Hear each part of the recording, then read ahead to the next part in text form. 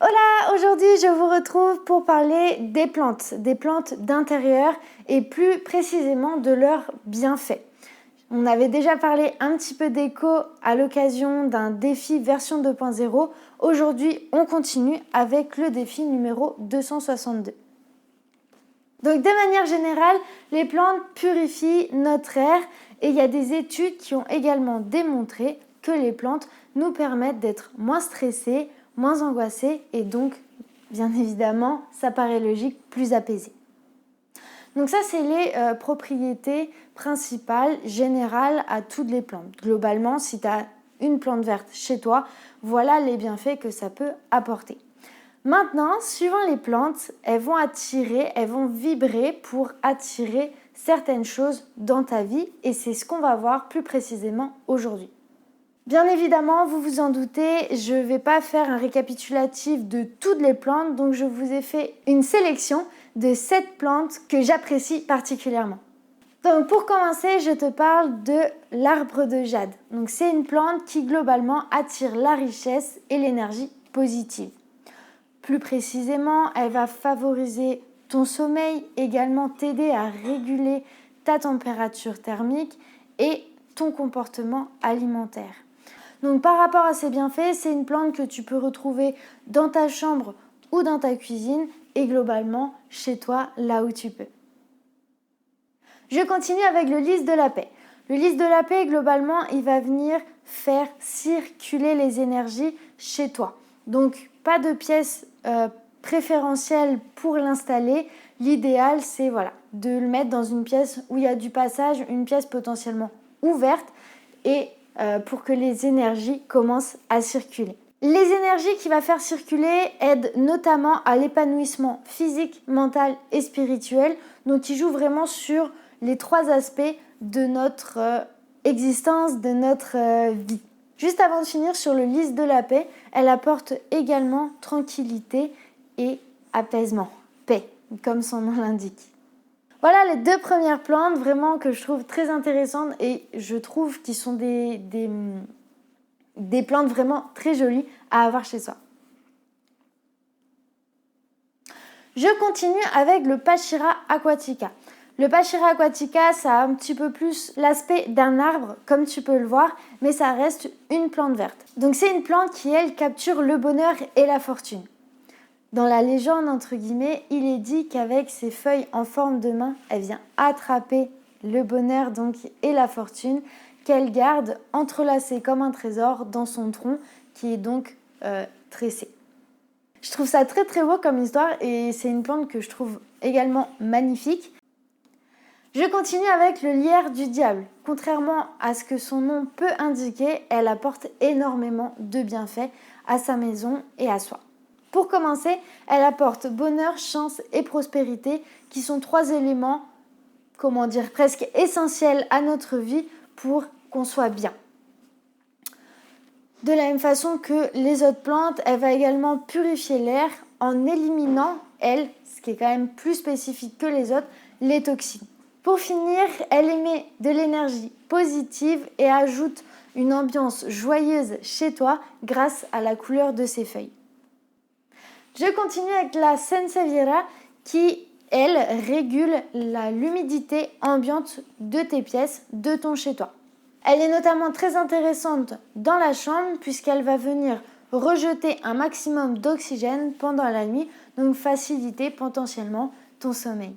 Contrairement aux autres plantes d'ailleurs qui vivent plutôt en intérieur ou vraiment dans des pays spécifiques par rapport à leurs besoins de chaleur, d'humidité qui est spécifique, les Sansevieria vivent très très bien dehors, elles ne demandent pas beaucoup d'entretien et une fois qu'elles sont arrivées à terme, elles se débrouillent très bien toutes seules.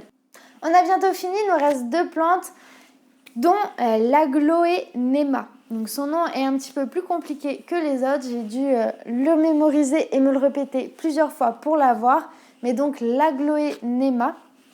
Donc c'est une plante qui a un effet calmant, notamment après une mauvaise journée où on a envie de tout abandonner, ça a été dur, on est peut-être un petit peu sur les nerfs ou en colère. Elle va venir nous apaiser, évacuer le stress.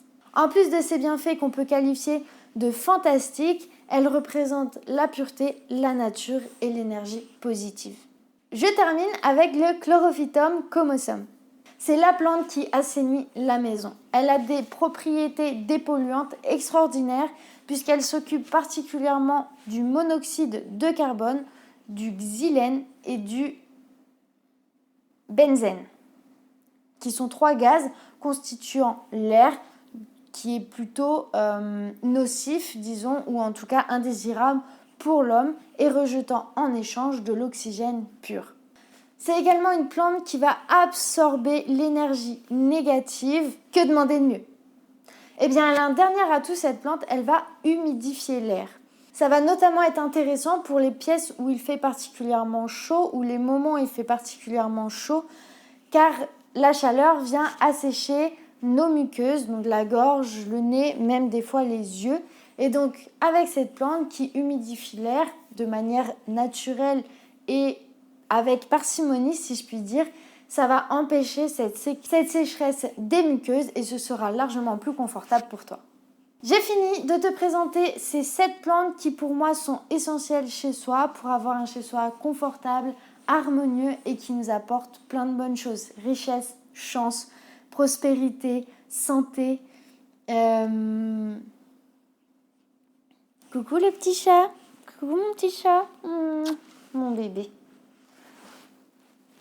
Donc je ne vous ai pas expliqué comment en prendre soin, comment vous en occuper parce que tout simplement je ne suis pas très forte là-dedans. Ce n'est pas du tout mon domaine d'expertise. Moi j'ai eu beaucoup de mal pour certaines plantes à les garder en vie. La majorité néanmoins des plantes que je viens de vous présenter sont assez simples d'entretien. Il suffit de leur mettre un petit peu d'eau, de les mettre au bon endroit, soit au soleil, soit à l'ombre, suivant ce qu'elles demandent. N'hésitez pas à demander des avis au moment où vous les achetez. Et la petite astuce que je trouve magique, qui m'a sauvée et qui a surtout sauvé mes plantes, c'est d'utiliser des pots avec un trou en dessous et une petite coupelle. Pour en fait mettre directement l'eau dans la coupelle de façon à être sûr de ne pas noyer tes plantes en mettant trop d'eau ou à ce qu'elles meurent de sécheresse parce que justement tu as oublié de mettre de l'eau ou tu pensais qu'il fallait en mettre moins. Moi, ça m'est arrivé énormément de fois où d'un coup ma plante elle fanait ou elle pourrissait parce que j'avais mis trop d'eau ou au contraire pas assez. Donc avec cette astuce-là, il n'y a plus ce problème-là. Ça demande beaucoup moins de concentration, si je puis dire, ou en tout cas de rappel pour être sûr d'avoir mis l'eau au bon moment, etc. Pas trop, pas trop peu. Donc voilà, pour ma petite astuce. Je vous laisse là pour aujourd'hui. N'hésitez pas à mettre en commentaire quelle plante vous avez choisi en première ou quelle plante vous avez déjà chez vous. Si vous connaissez ses bienfaits, si c'est quelque chose en quoi vous croyez ou pas. Et même si vous ne croyez pas en toutes ces choses, tous ces bienfaits que les plantes apportent en plus, ce sera toujours intéressant d'avoir des plantes chez soi, ne serait-ce que pour purifier l'air. Voilà, avec tout, de l'école, avec éventuellement la peinture aussi, ça, c'est pas à négliger d'avoir des plantes pour purifier son air et être en meilleure santé. Et en plus, si ça peut favoriser l'apaisement, diminuer votre stress, c'est que du bénéfice. Et encore une fois, il y a une étude qui a démontré ça, donc n'hésitez pas à tenter le coup. De toute façon, vous aurez rien à perdre, si ce n'est avoir un chez vous bien décoré avec des belles plantes. De mon côté, je te souhaite une très belle soirée, une très belle journée, suivant quand tu regardes cette vidéo-là. Et je te dis à la prochaine, encore pour une nouvelle vidéo bien-être, pour être mieux avec soi-même, mieux connecté. Ciao, mon petit chat!